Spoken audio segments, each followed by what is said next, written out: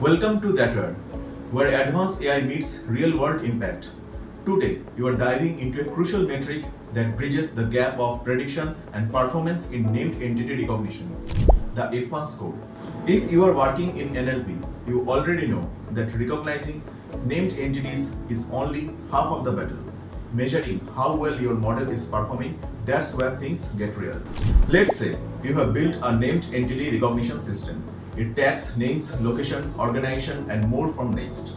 Great, but how do you evaluate how accurate those tags are? Sure, you can look at how many entities it caught correctly, but that's just one piece of puzzle. You need a metric that balances how many correct entities your model found and how many it got wrong or missed entirely. That's where precision recall and the F1 score comes in. Let's break them down. Precision tells you all of the entities your model predicted, how many were actually correct. Recall tells you of the entities present in the ground truth, how many your model successfully captured. In a perfect world, your model nails both high precision and high recall. But in reality, there's usually a trade-off. If your model is cautious and only tags entities it's very confident about, it might get high precision but low recall, because it misses some entities. If your model is aggressive and tags everything that might an entity, you might get high recall but low precision because of all the false positives. So, how do you know if your model is doing a good job overall? That's where the F1 score shines. The F1 score is the harmonic mean of precision and recall, not the average, the harmonic mean. Why?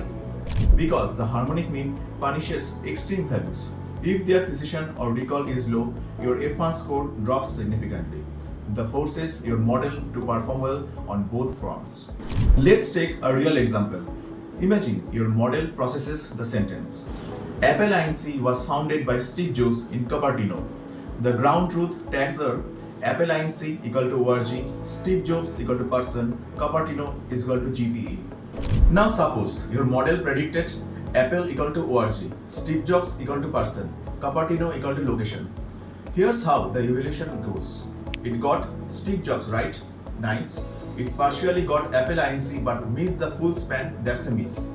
It got Cupertino but used the wrong level, another miss. In this case, precision and recall are both affected.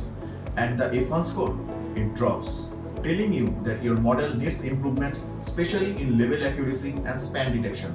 In real-world deployments, especially in enterprises level NLP solutions like those developed at ThatWare, you can't rely on just one metric. The F1 score becomes your go-to metric when you are balancing the cost of false positives and false negatives, which is often the case in domains like healthcare, finance, and legal tech. It gives you a single value that summarizes model performance, helping you make clearer decisions to tuning, retraining, and deploying your NER system. At ThatWare, we don't just build models, we build intelligent systems that learn, adapt, and perform at scale. And that performance starts with solid evaluation. The F1 score is a cornerstone metric in our pipeline, helping ensure our models are not just accurate but reliable. So next time you are training a named entity recognition model, don't just chase high accuracy.